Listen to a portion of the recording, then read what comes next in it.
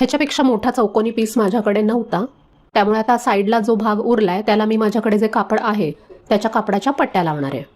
हा जो तयार पीस बनलाय डिझाईनचा, त्याच साईजचा कपड्याचा पीस जर तुमच्याकडे असेल तर पुन्हा त्याच पद्धतीने तुम्ही हा चौकोन वाढवू शकता. आधी समोरासमोरच्या 2 बाजूंना मी पट्ट्या जोडून घेतल्या आणि ह्याच्यानंतर उरलेल्या 2 बाजूंना लांबवाल्या पट्ट्या मी लावून घेणार आहे. तर अशा पद्धतीने ड्रेस शिवून उरलेल्या तुकड्यांपासून हा आपला छानसा दुपट्याचा पॅटर्न तयार झाला. यानंतर खालच्या बाजूला लावण्यासाठी जो पीस बनवलाय तो मी आधी कच्चे टाके घालून ह्याच्यावर जोडून घेणार आहे. हाताने 1-1 वीत अंतरावर मोठे मोठे टाके घालून मी हे जोडणार आहे. आता हा जो पॅटर्न आहे तो मी उलटा ठेवलाय, म्हणजे शिलाईची बाजू वर आहे आणि डिझाईनची जी सुलट बाजू आहे ती जमिनीवर आहे. ते जे 2 भाग आपण कच्च्या टाक्यांनी जोडून घेतले होते ते अशा पद्धतीने ह्याच्यावर ठेवायचे आणि व्यवस्थित हे उलगडून जास्त कुठे घडी पडणार नाही खाली किंवा वरच्याही भागाला अशा पद्धतीने सपाट ह्याच्यावर ठेवून घ्यायचं. हे असं घडी करून उलगडत नेलं म्हणजे खाली किंवा वरती सुद्धा जास्त घड्या पडत नाहीत.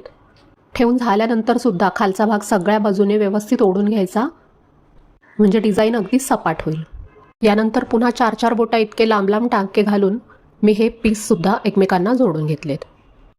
स्क्रीनवर तुम्हाला दिसत असेल मशीनचा जो साधा धागा असतो तोच सिंगल धागा वापरून मी 4-4 बोट एवढे लांब लांब टाके कच्चे टाके घालून घेतलेत. तुम्हाला वाटत असेल तर तुम्ही अजून थोडे जवळजवळ टाकेसुद्धा घालू शकता. बाहेर काही एक्स्ट्रा कापड शिल्लक राहिलं असेल तर ते कापून टाकायचं आणि संपूर्ण चौकोन एकसारखा करून घ्यायचा. आता हा जो तयार पॅटर्न आहे ह्याला आपण 4-4 बोट किंवा 2-2 इंच अंतरावर मशीनवर टिपा घालणार. कडेपासून सुरुवात करायची, 2 इंच आतमध्ये मी ही टीप घालून घेते. ह्याच्यानंतर आपल्याला टिपा जरी 2-2 इंच अंतरावर टाकायच्या असल्या तरी सुरुवातीला संपूर्ण कापड अडकवून घेण्यासाठी मी 4-4 इंचावर आधी टिपा मारून घेते.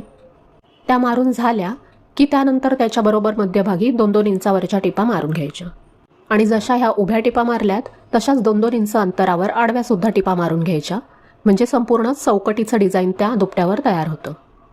फक्त हे करताना कापड सपाट ताणून घ्यायचं, कुठेही घडी पडणार नाही किंवा चुणी पडणार नाही ह्याची काळजी घ्यायची.